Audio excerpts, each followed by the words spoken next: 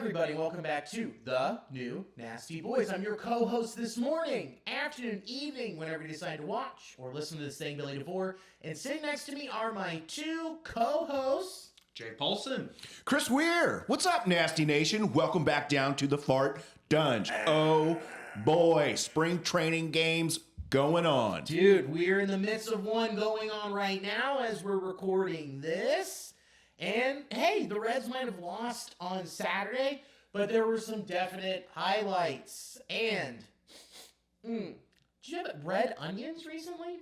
Yeah, I did. That's why. Okay, that's a new tinge. Oh, yeah, that's definitely the red onions. I've been using that under my armpits. It's the new scent of the season. Yeah, I saw TikTok about it. It's all natural. Doesn't make you smell good, but it releases the demons.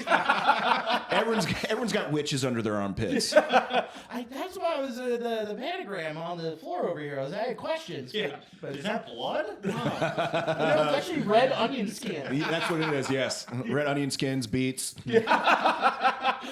Dude, Alicia drinks like this probiotic juice, and it's like fermented beet juice. Mm-hmm. It is foul. It doesn't sound good. It's disgusting. A root vegetable that's been fermented? Oh, well, like kimchi. Okay. That's a root. No, that's cabbage. Fuck. Cabbage is above ground. Yeah. Okay.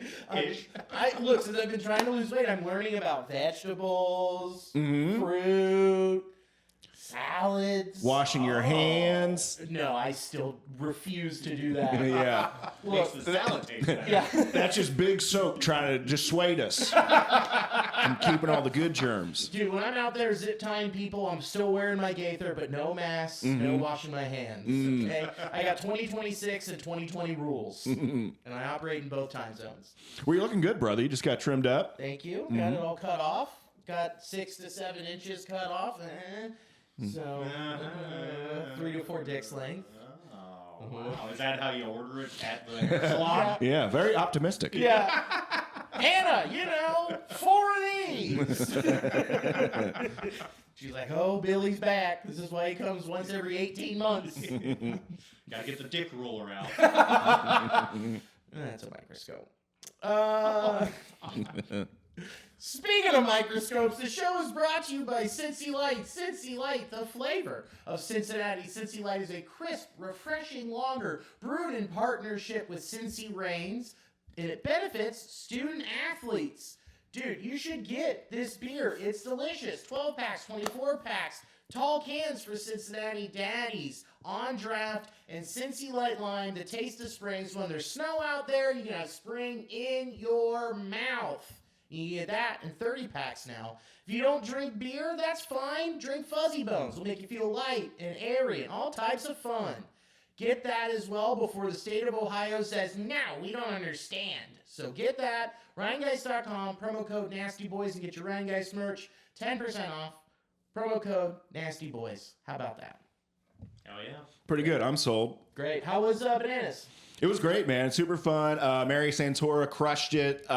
She's an Ohio native, and now she's doing big things out in New York. But it was super fun. We had Rashika that was there, Jai Pierre, and then also Gavin Ferkel for one day. Ferkel Merkel, baby. Yeah, he was there. No, it was a really good good weekend. Super fun. Dude, Mary, friend of the pod. She's been on here. Yeah. Oh, yeah. That's right. That was before me. It was before both of yours' times. Wow. In the before time. Yeah. Before the dark time. Yeah. Before the empire. No, it was really good. Thanks to everyone that came out, and it was fun, man. Fuck yeah, dude. And then you're off. You didn't on no Sunday show. No Sunday show. For a minute, I thought we were going to do one, but they already have like a couple other shows that are going on there tonight and today. Actually, I think they have like a 3 p.m. show that would started. Dude, they've got this. They got a Japanese guy coming in. That's what it was. Yeah. He's doing a set in an hour in Japanese, an hour in English, and then there's drag bingo.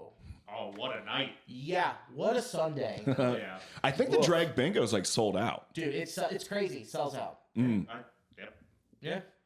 That's awesome. Yeah, I mean, I tried doing my set in Cantonese. I was asked to please stop. That is very offensive. Cantonese can't do it. No. I'll keep trying. I just keep talking to my phone to the Translate app and then put it up to the mic. Right? Pretty good one, huh? I'm brilliant. It's a pun. You wouldn't get it. I don't know if the dialect really translates, but Siri will figure it out. But hell yeah, dude. Jake, how are you? Good. It's snowing again, and I'm not happy. But baseball's back, so that's nice.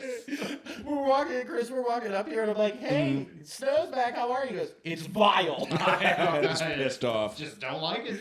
I get it, man. But it's Gross and gray outside, and where's all the green? It's almost here, buddy. It's buried. We're getting there. Hopefully this will be the last of it. I hope so.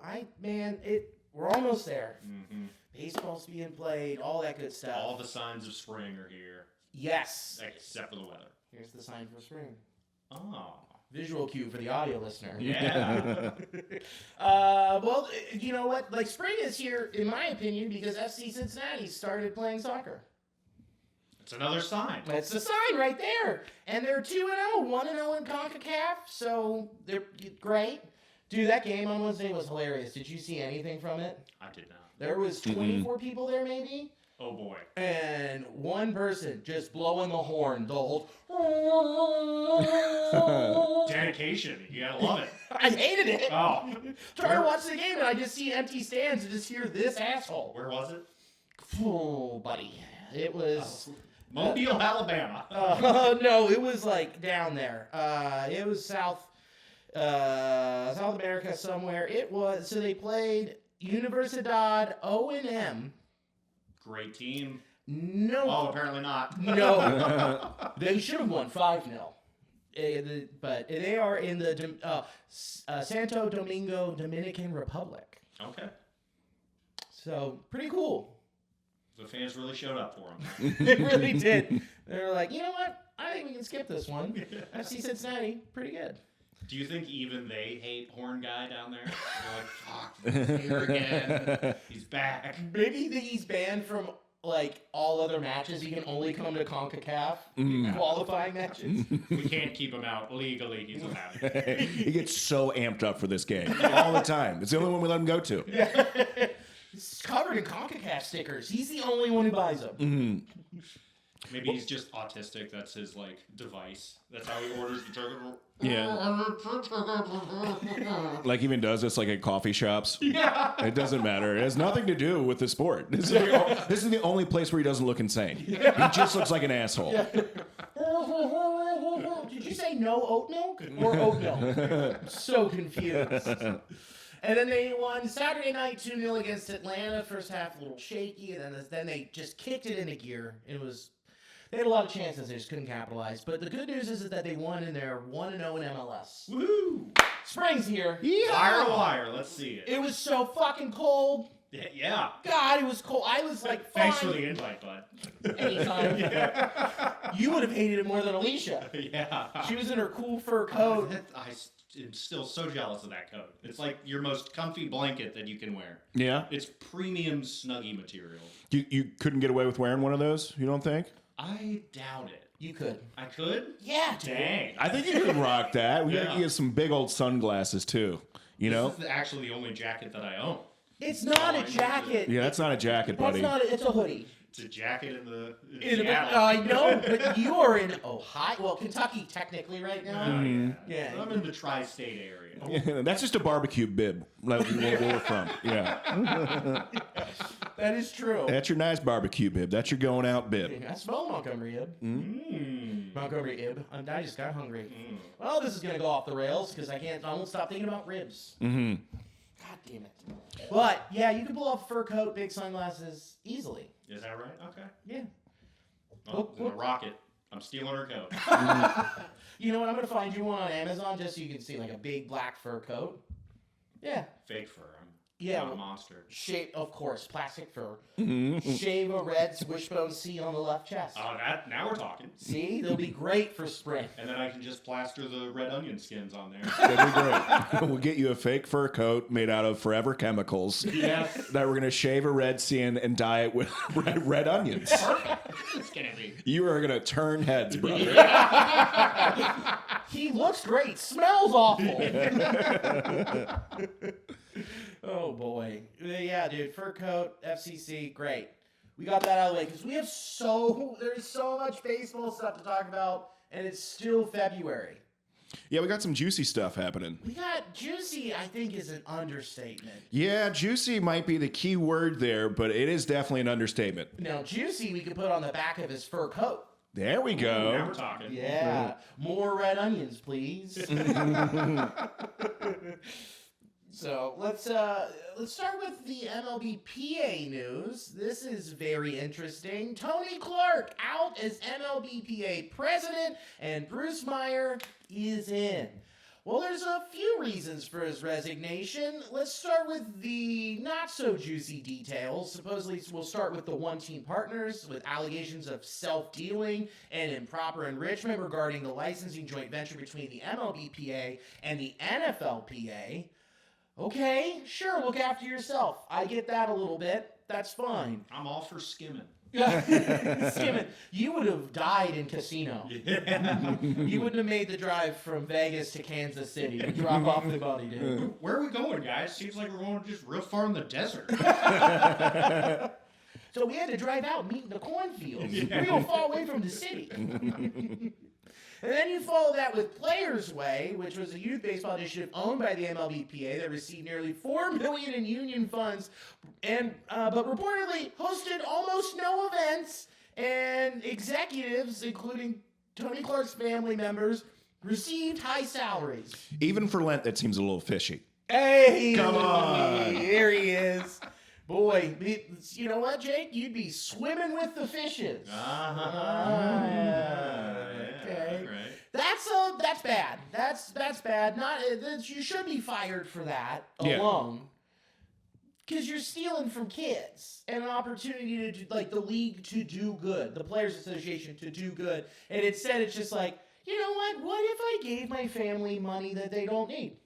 Yeah, and clearly if they haven't done anything, there was never really the initiative to actually make this something other than a slush fund. Yeah. Yeah. A scam all the way. Mm-hmm. I love a good slush, but need it in a cup, Mm-hmm. not in a fund. Well, if I'm a part of it, sign me up, actually. I should have been a third base coach for this league. I'll reach out. You could have been, buddy. Could have been. I'll go back in time, reach out to Tony. Then there's just straight up nepotism and misuse of funds, general allegations of financial impropriety, and favoritism in hiring. That's fine. That's everywhere. That's just good small business. You That's know? America. Baby. Yeah, you can expect that now. Capitalism. Yeah, who do you know? What do you know? Who do you know? Mm-hmm. This is it. But the biggest reason he got fired is, wait for it, he was having an affair with his sister-in-law. Uh-oh. Whoops. Talk about keeping it in the family. Yeah. That's one of the main rules of baseball he violated right there. You can't bet on games Yeah. and don't sleep with your step family. Pretty sure. And also trim your beard. Trim your beard, dude. Yeah, that's why it's so long. You're hiding secrets. Mm-hmm. Where's all that money? Under here. Ooh. Dude, okay, so an internal investigation by the law firm Morrison and Forrester. Sorry, Morrison Forrester. That's, no, close your doors. You can't rhyme like that, sort of. Morrison Forrester? Not really rhyme, you know what I mean. It's an I mean, it's a fun off-rind at cadence. best. Yeah. Yeah. That's too much. But I'm not going with a whimsical name law firm, if that's me. So is this whimsical for you? Morrison Forrester? Yeah. Yeah, they do sound like a team that goes canoeing on long expeditions and drinks Foster beer. Yeah, we only drink our beers out of giant oil cans. Mm-hmm. They have raccoon hats. Time to hit the trail for our clients. Well, Morrison Forrester. We won't leave you without a paddle. Hey, there we go. Divorce and bankruptcy. So, okay, there's the discovery of the messages. The investigation reportedly turned up, quote, incriminating messages and written exchanges between Clark and his sister-in-law. These messages were presented to the union's 8-player executive subcommittee over the weekend of February 14th and 15th. We don't know what's in those messages. But what are you doing? Yeah, that's. Hey, I mean, what are you doing on so many levels? Like, what are you doing? what are you doing? Yeah. And what are you doing? We found out who you're doing. Not cool, but why are you doing it? I mean, this was really all in the family. This whole thing, like he was looking out for everybody Yeah. in his family in many more ways than one. You're looking out like, You need some of You need some of this? And she's like, actually, yeah, I could. Hey, now that you mention it. It's not anything threatening because you're my boss or something, which we'll get to. Mm-hmm. But, dude, and then, while the union official statements used the term inappropriate relationship, quote, multiple reports, including those from ESPN and The Athletic, characterized the situation as an affair. Okay? So they were fucking, but we don't get to see the text? I think we're going to. I think this is going to be something where, when like Ipe was getting in the gambling issues, more and more stuff started to leak out, and then we started to see some of those really pathetic texts. Yeah. I think a lot of things are going to start to leak out that this guy really wishes, he would have just resigned before anything got into legal issues. Yeah. We just got to be patient and wait for discovery when the actual court case starts. And then we'll get all the good text. We have to remember it's just spring training. These things take a while to develop. It'll be in mid-season form before we know it. That's true. These lawyers have got to stretch. They got to build up their arm strength for the typing and discovering through all the text messages. I get it. That's understandable. Then there's the sister-in-law was hired by the MLBPA in 2023, kept it in the family, and she worked at the union's largest office in Arizona where Clark resides. That means all of these people knew about this. Everyone, including these 8 players, knew about this. Well, yeah, I think the right things are happening where he's going to... Did he step down or was he fired? I think he stepped down, right? He resigned, so they were supposed to have... He resigned because he was going to be fired. Correct. He saved face. Yeah. No, fuck you, I quit. I don't need unemployment. I'm Tony. Yeah. And it's not cheating if I step down first. I'm tenured. Well, I don't know. Maybe the wife knew something about it. I don't. It just whatever. I mean, which came first, the affair or the job? That's the biggest question that I have. Like, hey, do you want this? You're gonna have to give me a salary, 401k, health benefits. Ooh, what if there was blackmail on her part? There could be a lot of different things here, but I mean, don't dip your pen in company ink or your family's ink, for that matter. Yeah. Don't fuck your family. Now I'm talking about. This isn't Pornhub, goddamn. Yeah. Yeah. When oh my you're God. looking at the family tree, you're not supposed to get horny. When you go to this baseball player's place, it's just nothing but dryers out. Why does everyone keep getting stuck here? God damn it, Step Bro. Looking at that family tree like, oh, that knot looks wide enough.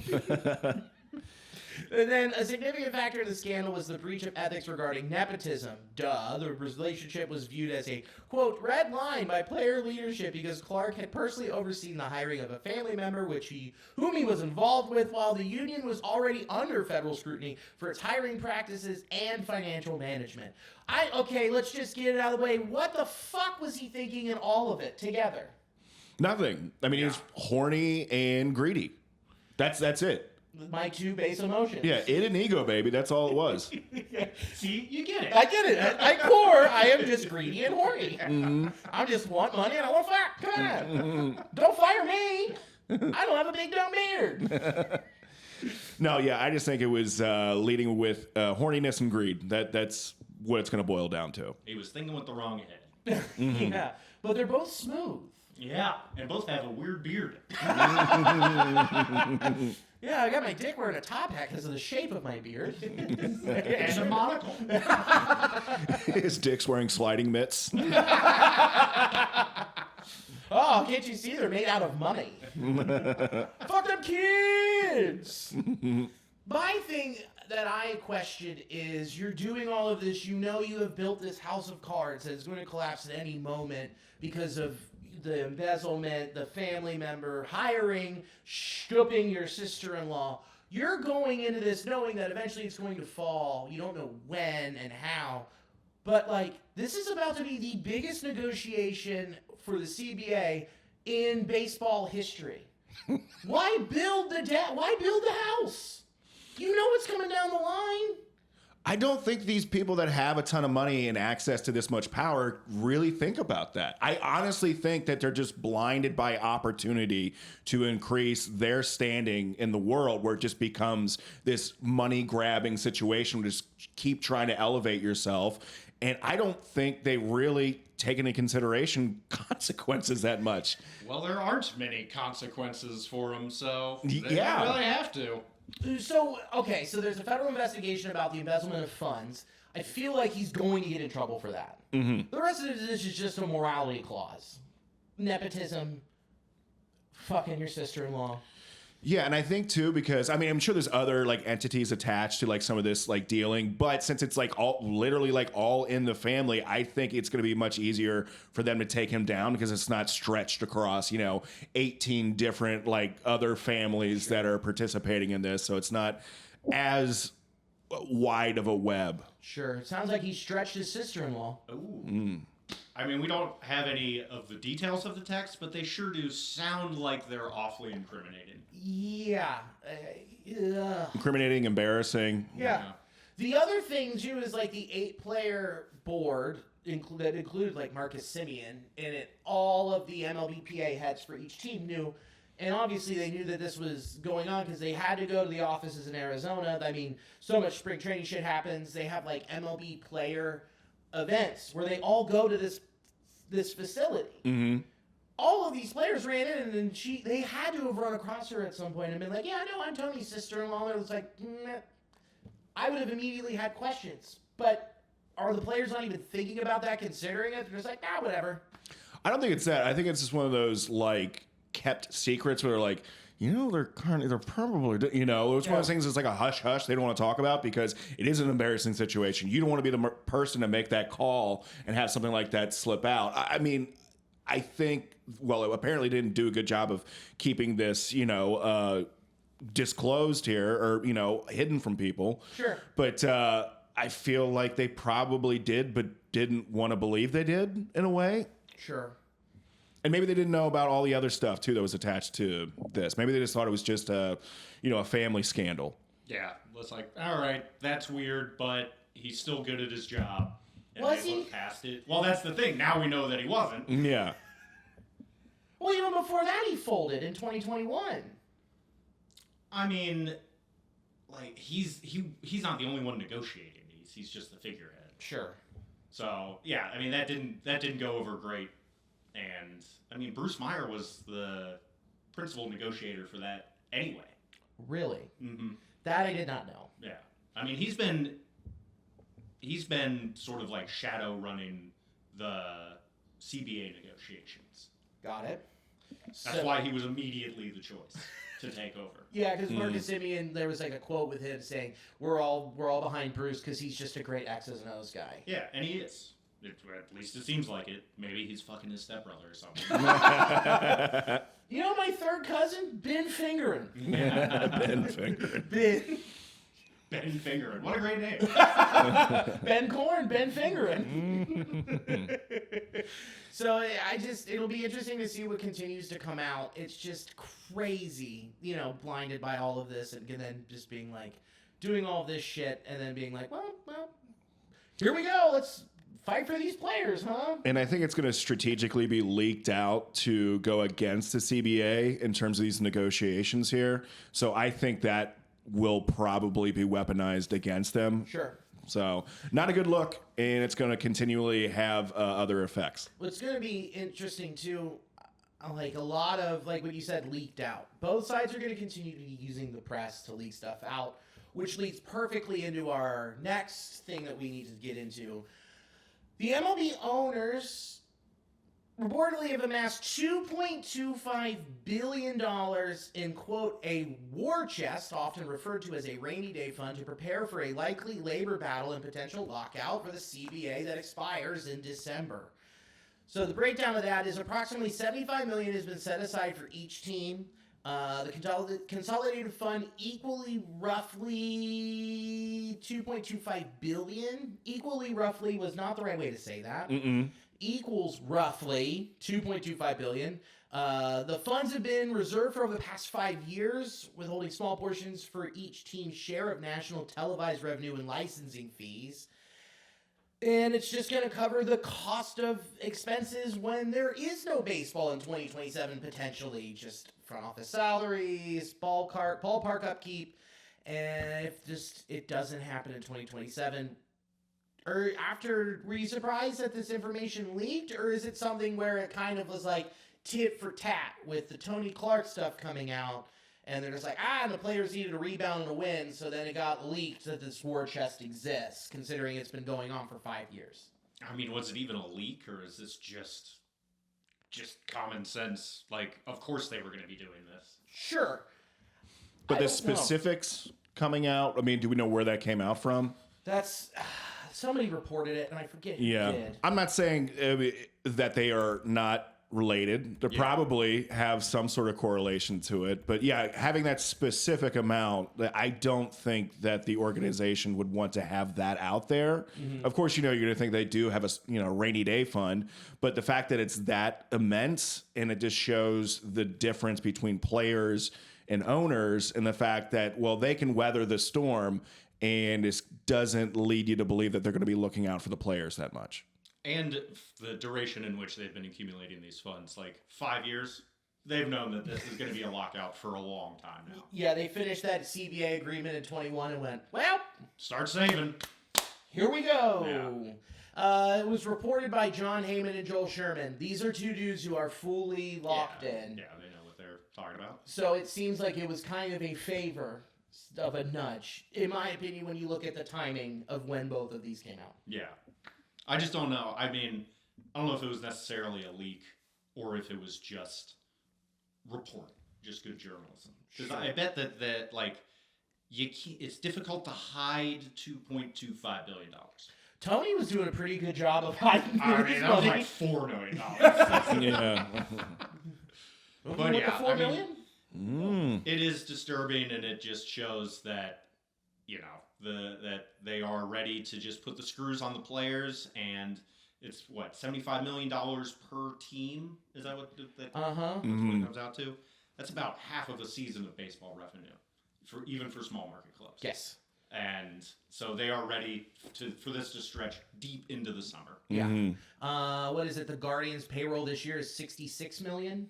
Yeah. And they came out and said, like, we just can't afford to... This is to cover the loss of revenue, though. Correct. Like, not the payroll, because they're not going to be paying the players while they're in a lockout. So, correct.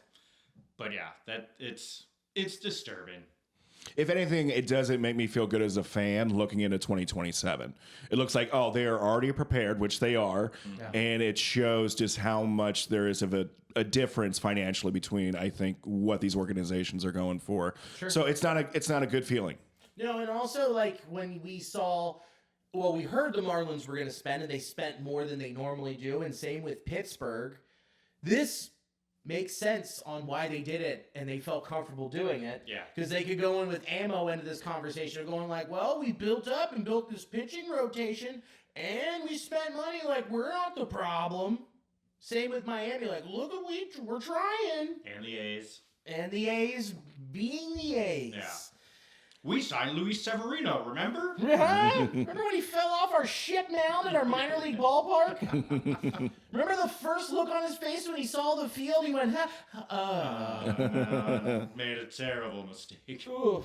So clearly this is enough money for the owners to survive when there is a lockout. Yeah. I'm concerned for the owners. Yeah. These billionaires have it so hard. I know. I mean, $75 million. I had to live on that one time in college. It was very hard. Ramen. I had to sell 4 yachts. Mm-hmm. Oh. This sucks. Yeah. I had to start selling feet pics when I was only making 70. Wow. I know. That's crazy. But, it does not cost a lot to manicure those toes. Mm-hmm. It doesn't. I also have like 2 extra piggies, so it's a little bit more. Oh. Yeah. Aftermarket, I put them on. There's some really hornballs out there that like really into weird specific stuff. Just like when Jose Canseco tried to bet with a thumb in a poker game. Ooh, I didn't know that. Or no, it was something he was trying to bet with a fake thumb. He tweeted, he's like, my thumb fell off. And then like tried to bet with it or tried to sell it on eBay. And then got flagged on eBay like, bro, you can't sell body parts. No, okay, yeah. I'm vaguely remembering this, but yeah, it definitely sounds like a Jose Canseco move. Well, then the thing is, at the end of the day, it wasn't his thumb because no shit. He went to a Halloween store, saw a bloody thumb, and that's where his brain went. This will be funny. Dude, what if I could sell my thumb or bet with it? Immediately went to that. I'll just tell him it fell off. And my first thought was, I gotta put this on eBay. Yeah. I could package this with a Bigfoot tour that I give. Oh. And he signs it, but not well, because his thumb fell off. It also comes with a game-used needle. Really cool. But the owners and these billionaires surviving, I'm not worried about that. It's just this put away and them looking at it like, we can wait it out. Are they dumb to think this? Because would the sport actually survive afterwards? Because it's such in a good spot. I mean, it's survived all the other lockouts, so. This one's going to be gnarly. Yeah. Yeah, I don't know. I mean, we've had some gnarly ones before. Yeah, like replacement players, was that 96? Yeah. No World Series. Yeah. Crazy. I mean, I'm not out, ruling out anything that can happen.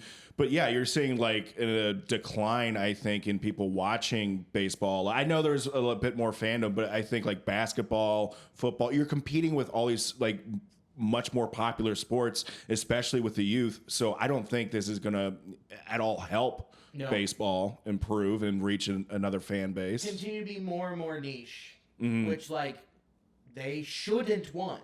But instead they're just looking at bottom lines. And I also don't even think that most of these guys are connected, like understand. And I can back that up with a quote. This came from Jeff Fletcher via the Baseballer today with Artie Moreno. He said, the number one thing fans want is affordability. They want safety and they want a good experience when they come to the ballpark. Believe it or not, winning is not in their top 5. I don't know about you guys, but I don't know one baseball fan who has ever said that. No. How far disconnected can you be? I mean, it makes sense coming from the owner of the Angels, who pissed away, 4 years of Ohtani and Trout.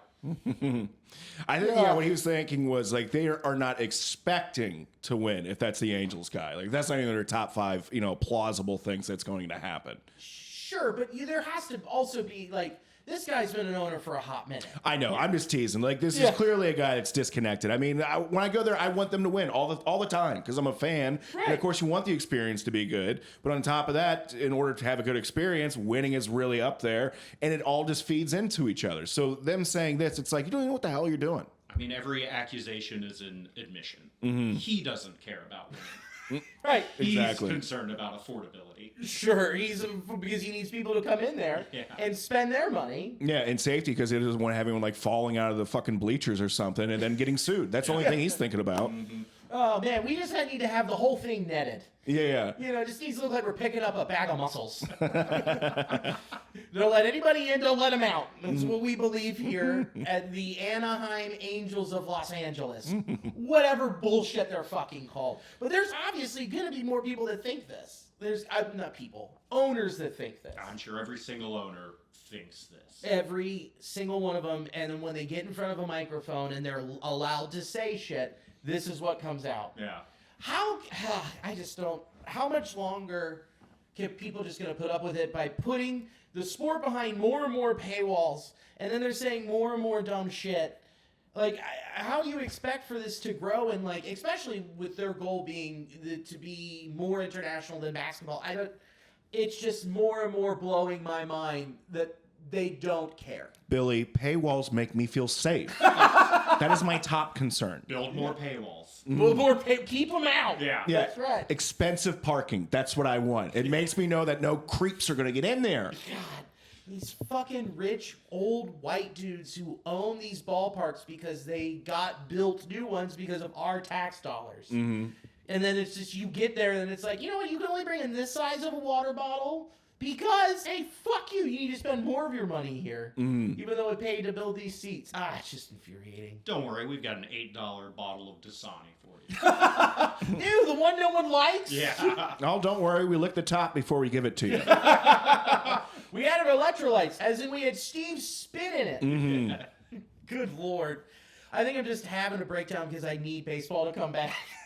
Yeah, I know. And it's also, too, because we're so excited for this season that you don't want to know that, hey, there might be not a season after that. Right, especially with the trajectory of our Cincinnati Reds. Like, they're going to compete this year, and the plan is to be even closer and more competitive in 27 and 28 Yeah. and 29, and then blow it up in 30. Yeah. Elly went out and got more muscles in the offseason. I am stoked. Yeah, they kept him in a plastic bag. Oh, you mean on his body? Yeah. Okay, got it. I thought he was going to make, like, a paella. Oh, no. But that would be great. Oh, when's the last time you had a paella? Oh, last year at Anita's. It was fantastic. Oh, it's been a minute for me. Do you like paella? I love paella. Yeah. Yeah. I want some paella. It's All right, we'll order I some. fly to Spain every couple of years. just for paella. How can you do mussels but not oysters? Because they aren't salty boogers. It's way different. Yeah, it is way different. Okay. All right. Fair enough. You're right. You're right. I don't even know why I asked. Look, I love the taste of an oyster, but I don't need Texture. I don't need more phlegm. I've got it covered. I've got plenty. Especially with the snow coming down. Yeah. It's coming down. All right. We're gonna have to go to get some. I need to figure out how to make paella. It's not that hard. It's just a lot of steps. It is a lot of steps. It's a it can take a couple days. if you Rice, really wanna do it meat, right. then the mussels. Yeah. There's a lot of stuff you got to do. You Chicken. get garlic sausage. bread. Yeah. Yeah. Making your own broth helps. Oh God! I got to boil chicken bones. No. Yeah. Beef bones. You got any beef bones laying around from your sacrifice from earlier? Yeah, we can do that. We got some beef broth. We got some people that can play guitar for you while you're making your paella, like flamenco dancers. We got you. Yeah, I need 3 mandolin players. Okay, yeah. Yeah, 3. Trace. Underlay. Yeah. All right. Sorry, I got Leo DiCaprio back there from One Battle After Another. Oh. Yeah. Did you finally watch it? When did you? I watched it. Yeah, it was really good. It's great. Yeah, I love it. I loved it. I loved it. We went sidetracked real quick. I still haven't seen it. God, what the fuck? It's a long movie, and I don't like long movies. I don't have the attention span. Watch it like a miniseries then. Cut it up in every 30-minute chunks or something. Okay. You're not doing that, are you? I might. You're not doing it. Are I you? might. All right. There's some really good scenes. It's great. It doesn't feel like that long of a movie either because it's so good. I can watch it on the flight to Japan. It's on HBO. You really right? can. Yes, it is. There we go. It's maxed out, baby. Yeah. That is a perfect movie to watch on a flight. Oh. Yeah. Yeah. Some nude scenes, you're gonna love it. There's some yeah. parts that people behind you are really gonna enjoy. Oh, yeah. Alicia watched Challengers on the flight to Sicily. Oh, okay. Yeah. That's a good flight movie for sure. It is. You know, the cinematography's great on a 3-inch screen. Yeah, I'll see if I can't bring up heated rivalry. Make everyone uncomfortable. Bring your mini projector, blast it on the ceiling Yeah. of the plane. No, I can only watch it when my neck's all the way up. Yeah. And he's bent all the way over. No, I always watch Requiem for a Dream on a flight. Yeah, no, I just start chanting too. Ass to ass. Ass to ass. Ellie Double. Another one. Yeah, let's check it Whoa. out here in a second. I got it on my phone. Sorry, I've been looking down a lot here, just trying to keep up to date with all this stuff. I'm so excited. Who's on the bump? Pouring on the runs. Lotus? Loudest? I have no idea. I have no idea who that person is. Let's see. Oh, 112 off the bat. Smoked. Yeah. Sharp line drive. I'm going to put a dent in the wall, man. Ryan Reese and McLean. There you go, man. And Matt McLean had a ground roll double, 99 off the bat. That means you got on again. Yeah, single. Wow. Oh, I was talking about yeah, he got on it. Yeah, nice. That's what I love to man, see, this is the dream right here. All coming together, Matty looking good, Elly hitting into the gap. He doesn't need to be hitting homers, he needs to be doing that. Yeah, exactly. Get on base. That's what you're best at. When you're on base, you cause chaos. Yeah, if you happen to run into 30 bombs, That's fine. that's cool. I won't be mad at you. I won't be mad one bit, but don't put the pressure on him to do that. He is going to hit 30. If he stays healthy, he will hit 30 bombs. I mean, he was on pace for 40 to start off the year. But, yeah, I do think 30 is pretty reasonable with him having protection behind him. Yep.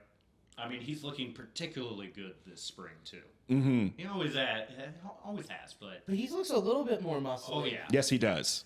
I think he took the conditioning very seriously this offseason after playing through that injury. Yeah.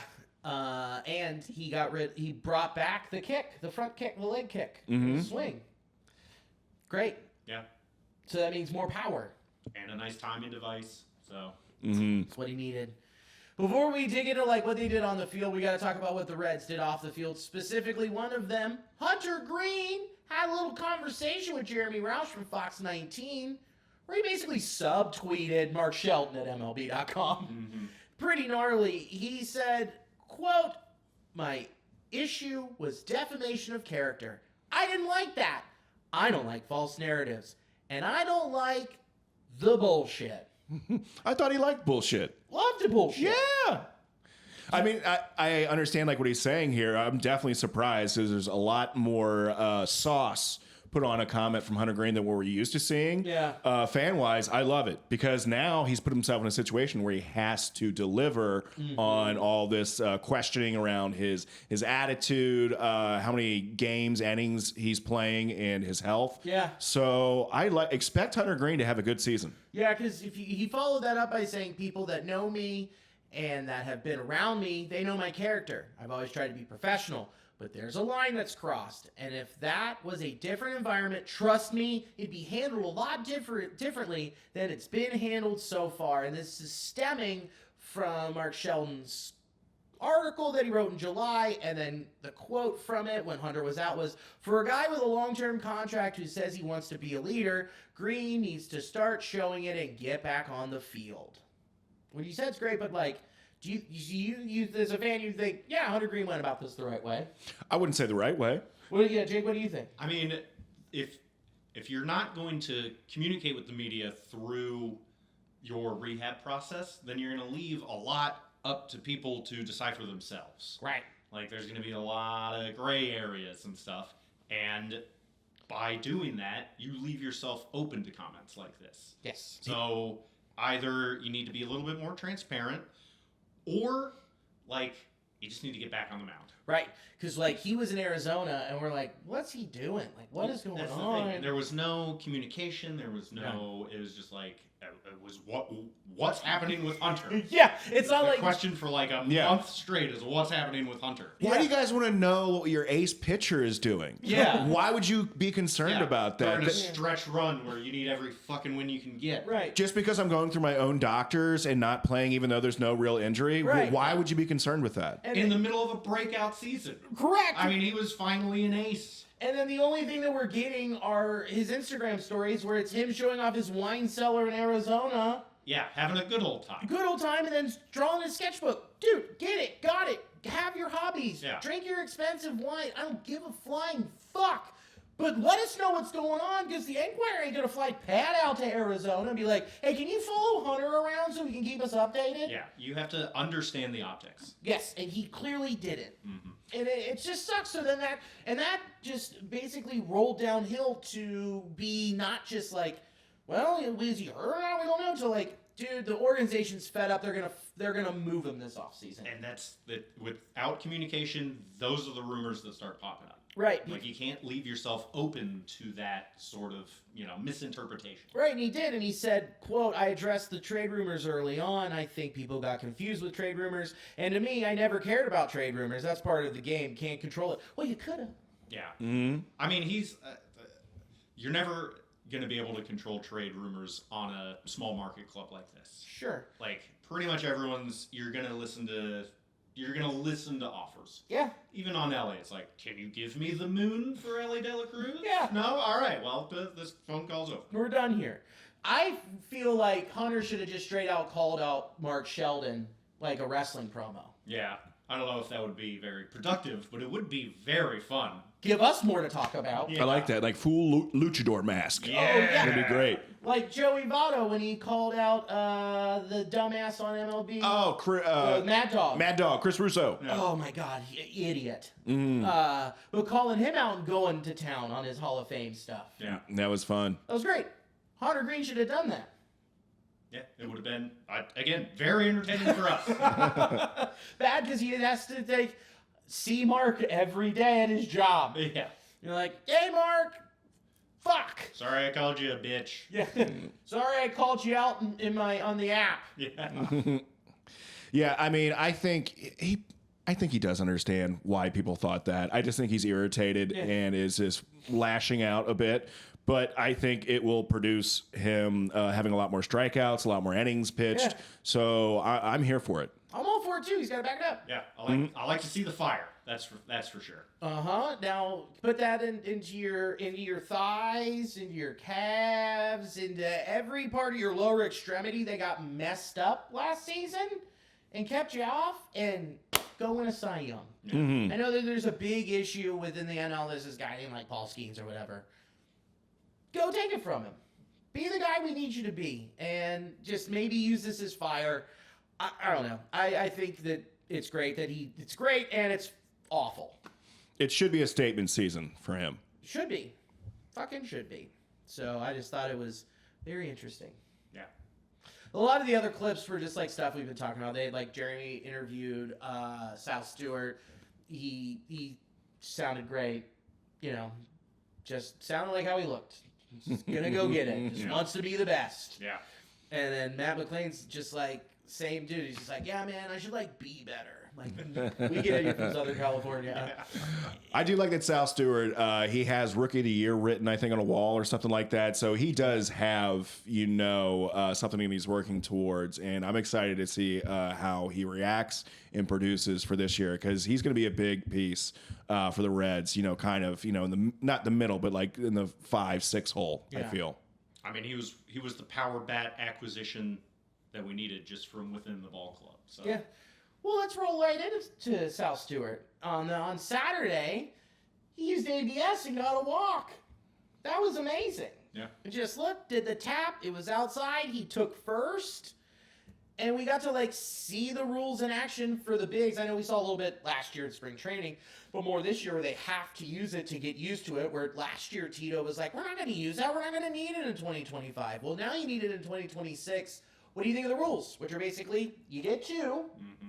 If you're wrong, you burn 1, and then you only got 1 left for the rest of the game. If you're right, you still have 2. Thoughts? I like it, and I like that they're limiting it so that it doesn't slow the game down too much. Mm-hmm. So far from the challenges I've seen, quick. Yeah. It's very quick, and we don't need baseball games to be any longer. No. And it has benefited the players a lot so far. And I hope to see it continue. Yeah, I'm stoked to see it happen in action because, one, I think the way they have it set up, having 2 challenges, that makes sense. You keep getting to use it if you don't lose the challenge. So I think that will work out well, how quickly it is. And also, especially for players like our Elly De La Cruz, who seemingly has, actually, you have some data to back this up. He gets called a lot of balls as strikes. He has a very, hard strike zone for umps to really figure out. So I'm curious to see how this is going to benefit them. I mean, he's just so big. Yeah. It's tough. It's tough. There's also 5 different strike zones. I was seeing something about it in the rules where it's from the mound and where it's tracking. Mm-hmm. So we'll see more about that. But what you said, if you don't use it, you lose it. It's my dad's #1 rule. Hey, it's true. So I heard that first one was 5. I think what awesome. What it really is going to do, and the benefit that we're going to see, maybe towards the middle and end of the season, is that it's going to help put more runs on the board. Yes. And that is something that baseball kind of needs. Need a little bit more action. I mean, I love pitching and defense. Don't get me wrong. Sure. But just need a little bit more excitement. Yes. Not everyone. We can't just watch the Blue Jays and the Brewers and the Guards. Right. Gotta need some more balls in play. Totally more base runners for sure. I'm just so intrigued by the different strike zones. So we'll have to dig more into that. I know Pitching Ninja just did that and dug into the rule book. So I'm going to watch him and then just dilate it and make it sound stupid. That's what I'm good at. Mm-hmm. But what you mentioned, where I do have some stats, and they're from friend of the pod, John Sadak. He put this on Instagram. He said, over his first 2 seasons of MLB, 24-25, Elly De La Cruz has seen the 8th highest total of true balls called strikes against him. Eugenio Suarez also in the top 20 over that time. Those 2 will likely be helping each other by simply being in the lineup together each day. ABS is here, and I expect De La Cruz will benefit the most from its arrival.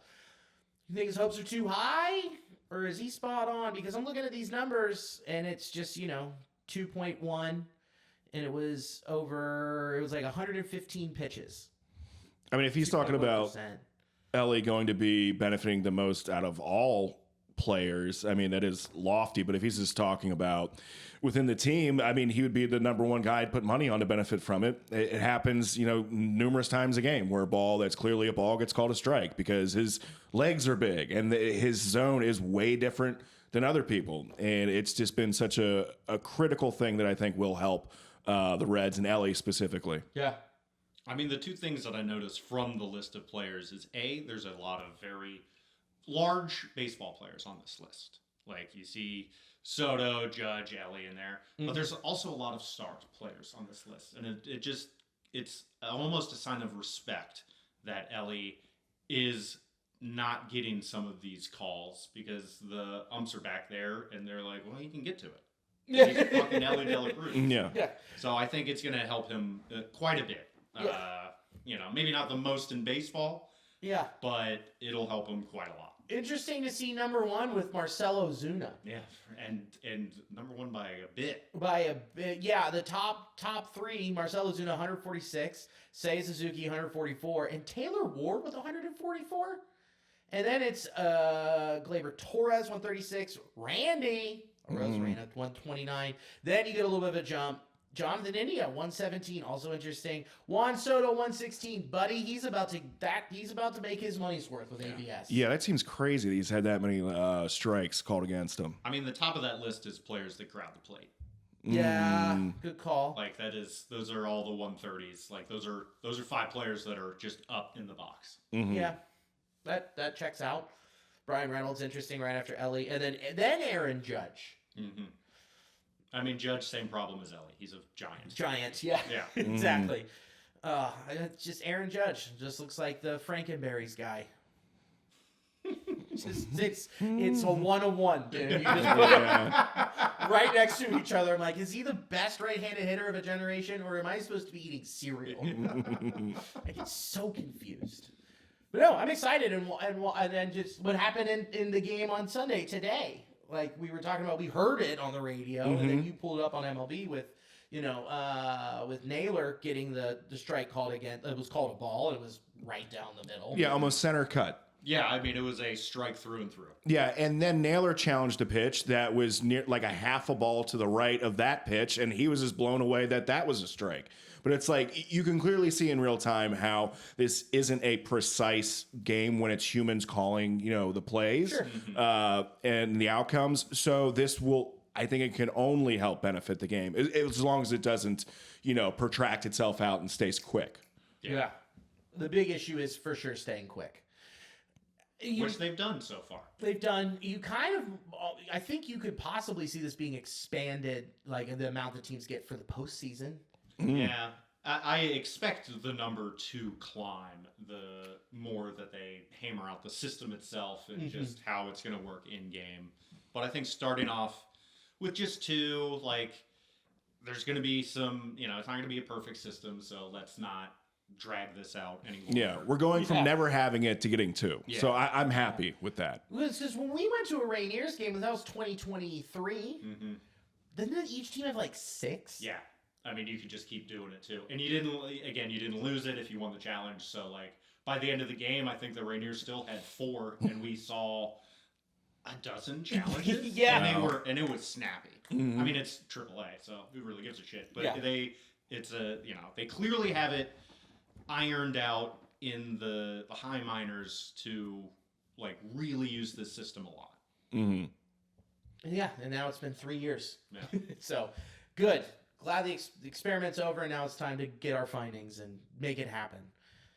I just think it'll be interesting to see how umps react after games. Just even though that information isn't public, we just have ump cards. Yeah. Just being how if their zone gets tighter, if it gets looser. I think it will help because it'll help people hone in on where the exact zone is. Because an ump will, if he calls one pitch a ball, as long as they keep calling that a ball, that's just the zone for the game. Yeah. And when he sees that, it's oh, I'm a little out. So I got to tighten it up just a smidge. So I think they're going to make in-game, changes. Yeah. What's also great that I personally love, I texted you this last night when I was watching the game, was they are getting rid of the strike zone on TV broadcasts because they feel like players could pull out their iPad and look and watch the broadcast and see where the strike zone is and get an advantage. So that's disappeared. I'm a huge fan of that. I've always thought it was distracting, and like I kind of want to see where my zone is while I'm watching and see where the ump's calling it and work that way. It just makes it feel more authentic. What do you guys think? I'm happy to see it go. But it's a cleaner broadcast without it. Yes. It does feel more old school to not have it on the screen, and I have my phone pulled up a lot, so if there ever is a question like that, I just go right to my phone. Yeah. So it's not going to deter how I watch the game. I think it'll be good to have it off the screen, and also, I mean, just beyond visually, I think you're going to run into issues if it is somewhere there, in the dugout. So yeah. I also need to let you guys know when I moved, it sounded like I farted. I promise it was the leather. Sure. Yeah. Yeah. I mean, yeah, of course. Yeah, we don't need more red onions down here. Oh, correct. I did fart a second ago. So what you did smell, that was me. Well, it's snowing outside, so that means, you know what? Can't smell anyway. Yeah. Yeah, this just weather. Is that how that Yeah. works? Yeah, dude, if it goes from being like nice to cold, these shut down. That's a shame. And you just love it. Yeah. You would have loved this smell. I can't leave. I don't think you I can't leave Skyline. I can't leave Camp Washington and Chile. Those are like two the red. I can't leave. Fair enough. The system will collapse. I mean, it really might. I was talking with some of the boys last night, and I was like, I think we're gonna see some bars close since I haven't been drinking for over a month. Like, they were banking on me coming in for red season. Places are gonna close. They were saving money through the winter and be like, where's Billy's tabs? Yeah, I mean, they had a war chest for you built up. How many welfare checks have been called in on you so far? Brother. Send him some Malort. He's not doing well. They send like an old Shotzi dog, the barrel of Malort. Why do you think there's been shootings in between? I was going to say that, already, yeah, because you haven't been there, buddy. I was going to say that in between might be going. Yeah, it's gnarly. The city's suing. We hang out during the season. We were hanging out in between. Then they got new owners, and it's been a shit show, to say the least. I can't remember the last time I've been. Have I been back there since it's been the new owners? We have. We walked by because they fired everybody. We walked by and we were just like, walked by and walked in, and then we got our IDs checked immediately at that gate, and we were like, what the fuck? And the people were smoking hookah out on the patio, and I was like, no. And then they're like, yeah, we're getting ready to have a DJ set up. I'm like, no. What happened here? Dude, there was like that side street where like there's the Taft. I think that's like off of Sycamore. Mm-hmm. There was a guy just sitting in his car, and then one guy just came up and shot him. Both patrons at the new in between. There was a party bus where there was a bunch of people getting off, and then one guy who came out from the bar saw the party bus and then went to go shoot the people in the party bus and shot the driver through the jaw. Insane. And shot a couple other people while he was at it. All because of just the people who ever own in between and these people coming in. Happens every time you have a hookah bar. It's the hookahs. That's right. It's that strawberry melon that gets people fired up. Lead-flavored hookahs. That's a shame because that was a fun place to go after and before games. It was the best. It was where I hung out. Then it happened like 2/3 of the way through the season. They just shut it down. And it's like, well, where do we go now? And I'm like, I'll just go home. Bummer. But I don't think we did that too often. we didn't. We went to Motor. I was gonna say Yeah. We went to. That's not true. We're going to go to the library, I guess. Yeah. Church? Church. We're gonna go make a candle. Yeah. Volunteer? We went to O'Malley's. That was okay. And then we went to Blind Pig. That was not Yeah. the spot. Then we just were like, we'll go to Motor. Yeah. And that was We're kitties. We're kitties. Kitties. We're gonna do kitties. Yeah. Okay. We're gonna do kitties a lot more this season. But this in between's getting sued for being a nuisance. They're getting sued for they didn't have a license for the hookah bar that they're trying to create. That's great. But the nuisance mostly because like, hey man, and then they cited all of the shootings. Yeah. So they're like gonna have to sell. Is it the shootings that bother you? Because we can stop the shootings. You know what? Guys, cut it out on the shootings.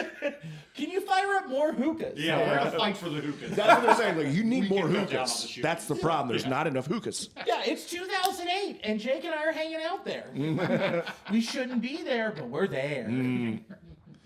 Well, stay tuned with us, and when we figure out where we're going to be drinking before and after games. Yeah. Or just me having my Diet Cokes. Who knows? But drink Cincy Light. I didn't know that wasn't the problem at all. It wasn't that I had 19 of them in one night, and I was like, maybe not. Whatever. We're too open here. Guys, let's talk about pitching. Okay. You want to do that, Jake? You want to talk about pitching? I do. I love talking about pitching. On Saturday, we had Chase Burns, Rhett Lowder, and Julian Aguiar. Pitch on Sunday. Is it Julian or Julian? I call it Julian. Yeah. Julian's more fun. You're lying to me. That's Julian. God damn it. All right, fine. I say Julian, you say Julian. Julian. Ah. How about that? That's a fun one for the season. We're in spring training mode, baby. They all pitched on Sundays. Each had their highlights. Each had their flaws. They pitched 2 innings each. Let's start with Chase Burns. He had triple digits. His control was off. 32 pitches and 15 strikes. Yeesh. 3 walks, 2 Ks. The changeup was mostly flat, except for the last one. I think that one had some really nice movement. He's got a whiff on it. Yeah. What are your takeaways from his outing? It is spring. I mean, it was not a great outing. It was electric stuff that I don't think he had any idea where it was going to go. The good news is the fastball and slider still look amazing. Yeah, they do. I mean, they look fantastic. The changeup, he's working on it, and it's just going to be a work in progress. It's probably not going to be a great pitch for most of this year. We'll see. Changeup are one of those pitches where it can just click one day. Yeah. All of a sudden, you have a good changeup, and it has a nice shape when it's on. Yeah. But when he's not getting all of it, it is a really hittable pitch and will probably not serve him well in the early season. It was flat. Yeah, I mean, that's going to be deposited into the seats a couple times in April and May, I bet. Yes. But you got to throw it for it to get better. Yeah. Yeah, I was happy to see him healthy and on the mound. I'm not looking into. I mean, I could give less than a shit if he, threw 40 balls or something like that. I mean, that would be a little concerning. But the fact that he's just in there repeating motions, getting back into the swing of things. I mean, my goodness, throwing a ball over 100 miles an hour and being able to snap it off too. That's not something you can just immediately jump back in and get the feel for it. That's not true. I did. Yeah, I know, Billy. We can't all be like you. That's right. Athlete. Yeah, so I was just excited that baseball started and Chase Burns is back on the mound. And yeah, there's definitely going to be struggles learning these new pitches that he's trying to implement, which I think will greatly improve his game, but it will be a learning process that we're going to see result in some balls being taken out of the park. But I think it'll yield good results. But yeah, first start of the year in spring training, just excited that he's healthy and on the mound. I mean, just with how easy he can rip off triple-digit heat.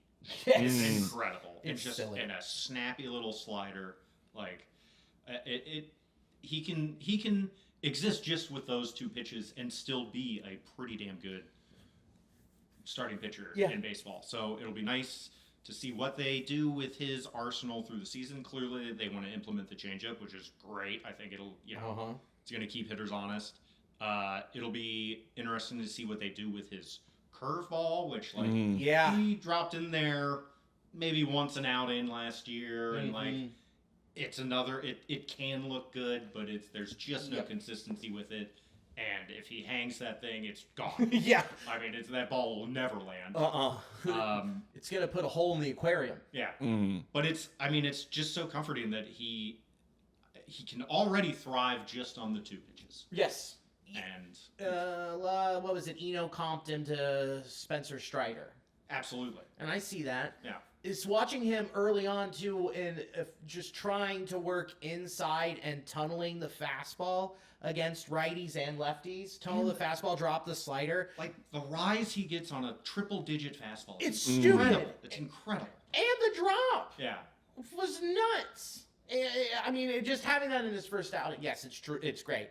Now, is when you talk about bringing up triple digits and the way that he's throwing his heat and what we think he could look like and should look like, and Sal Stewart say he hits 35 home runs this year, you still going to say that you wanted Nick Kurtz over Chase Burns?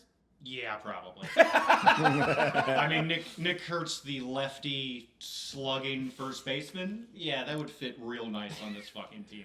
Also, I mean, I love Chase Burns, but we do have a plethora of pitchers, and we're still debating like who's going to be the fifth starter with Chase Burns, Rhett Lowder, and Williamson too. Yeah. Yeah, but I love watching Chase Burns. He's absolutely thrilling to watch on the mound. Don't get me wrong. Happy to have him on the team. I'm just saying, like, Kurtz would have been a better fit on the current ball club. Sure. Yeah. We'll I will continue to ask, but I'll give you a couple months. We'll see. I'll give you a whole. How about this? I'll give you till I will ask again at the All-Star break. Fair enough. Great. And then I'll ask at the end of the season, and then we're just going to keep it going. I don't expect the answer to change. Okay, fair enough. It's not about, like, if he's a better player. It's just about the fit on the team. Okay, fair enough. Fair enough, dude. Yeah. Fair enough. And then you got Rhett Lowder, who looked close to Rhett Lowder. He looked healthy, and that's the big thing. That's the huge thing. His control was mostly there. His slider was on. His sinker got tagged. Yeah, it wasn't looking good, but I mean, he was finishing his pitches, and he looked healthy. Yeah. So stoked to just see him on the mound. Is similar way when we saw Matt McClain last year get back in a box again. It was kind of like there we go. Mm-hmm. So again, very similar to Chase Burns. Stoked that he's healthy and on the mound, and I really, really, really want Rhett Lowder to have a big year for the Reds in any capacity that he can. I'm not sure how they're going to figure it out, but I do foresee, like we were talking about, some phantom injuries being passed around. Sure. Yeah, absolutely. Yeah, we're going to see some right shoulder impingements. His changeup looked good. His slider looked good. He was dotting his fastball high in the zone and inside. 1 run, 2 hits. One of those hits was hit pretty far off a sinker. 1 walk, 4 Ks. Great. The 4 Ks, he just was dealing. Yeah. Man, he's something. Everything in his arsenal keeps the ball on the ground, except for when the sinker's back. Yeah, that's the big one. But I think after 1 start in February, he's gonna figure it out. Yeah. Yeah, I feel very confident in his understanding of pitching so far in the big leagues. He seems to be a guy that can really rebound and adjust in game. So it's just really awesome to see him back on the mound, and you can see him like, oh, he can contribute right away. Well, we hadn't seen it in so long, and I just forget how good he was at the end of 2024. Like we watched the clip, we watched it, and like I hadn't gone back and rewatched, but it's just like, man, he's so good. He's so good. And then I say Julian, you say Julian Aguilar. God, that's fun. We're not gonna get used to having this bit. No, we're not. We're not gonna get used to it because his control 3 more times, dude. Max. His controls all over the place. Gave up a fatty in the zone and couldn't get it where he wanted. Like you said this to me last time we were chatting. Just like no need to rush. He is our 9th or 10th starting pitching option for this season. Like in a perfect world, he's just gonna hang out in the high minors and just be healthy, get back on track. Sure. Correct. I mean, that's the same thing for me, is that he's a guy that's not going to make an impact with the Reds this year in the minors for sure. So it's just an opportunity for him to get some, innings in here and get ready for AAA. I know it's just 1 start. I get it. It's so early. But did any of the outings from Burns or Lowder give him a leg up for the 5th spot? I mean, we're going to need them both no matter what. Right. Neither is going to be out there throwing 180 innings this year. So they are both going to be, at certain points in the season, our number 5 starter. Yeah.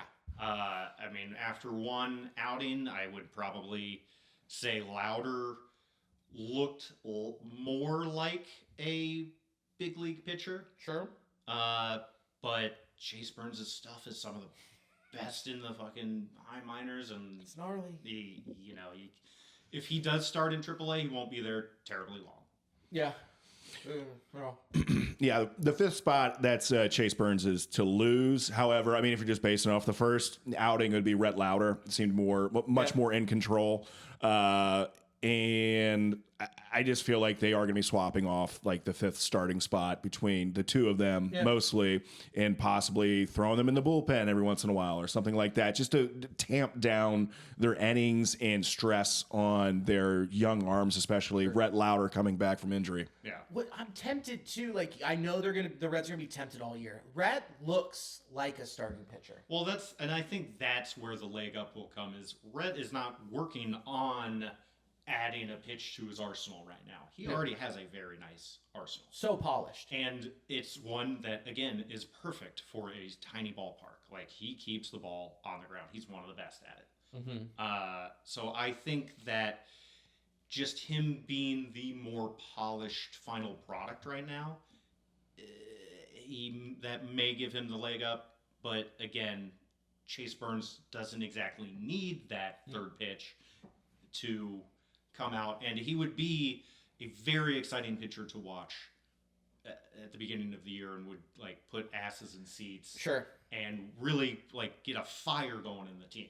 Yeah. Like if he's on the mound, you're excited, you know. But you're also tempted, where I brought up the temptation in general, is you leave Rhett at the 5 and you're like, Petty is the ultimate bullpen weapon. Yeah. It's you're tempted.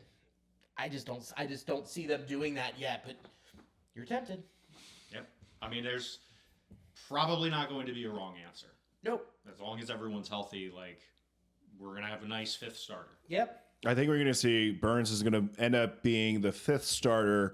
He will have like some sort of, injury that brings up Rhett Lowder.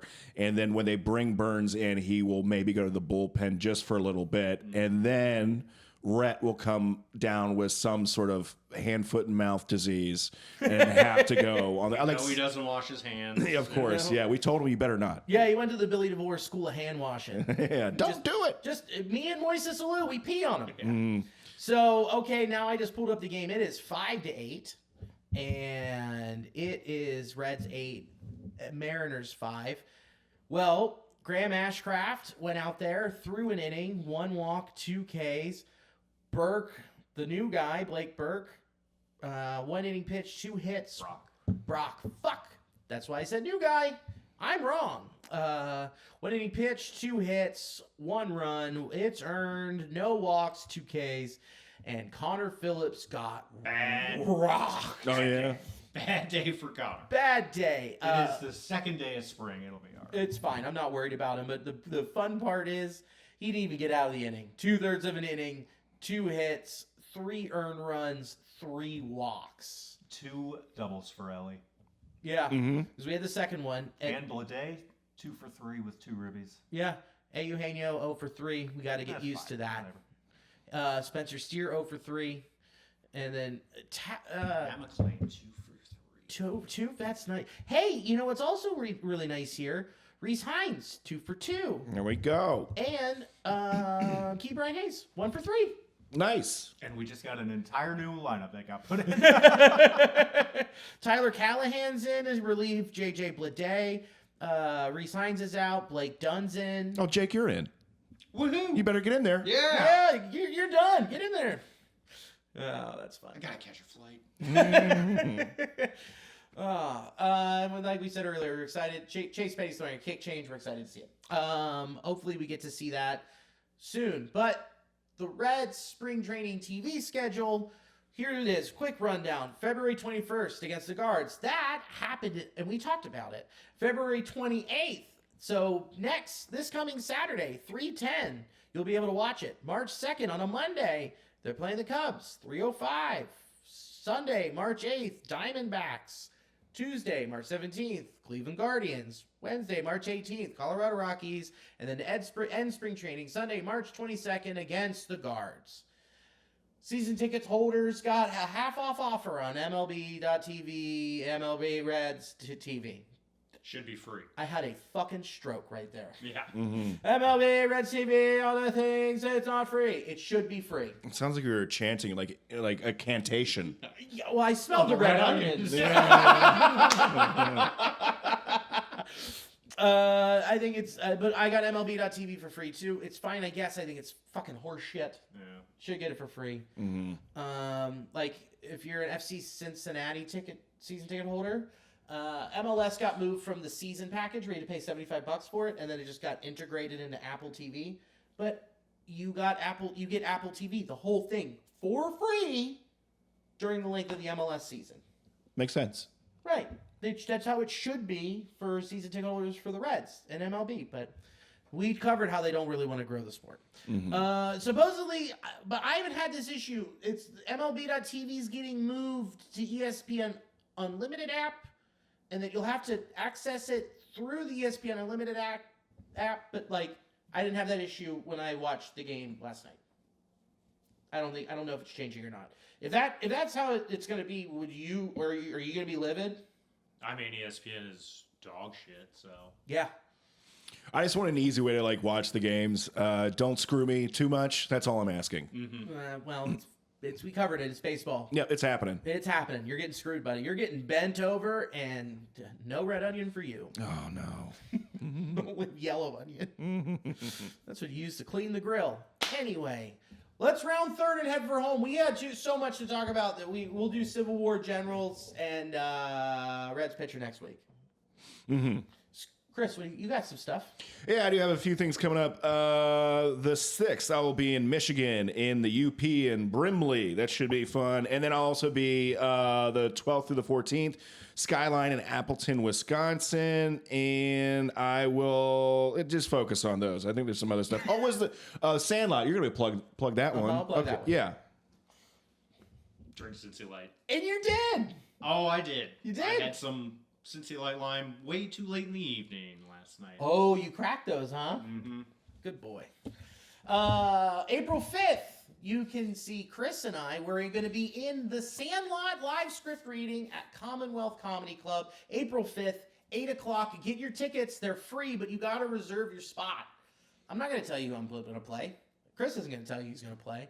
But it's going to be worth it. You got to come to this. It's going to be so fun.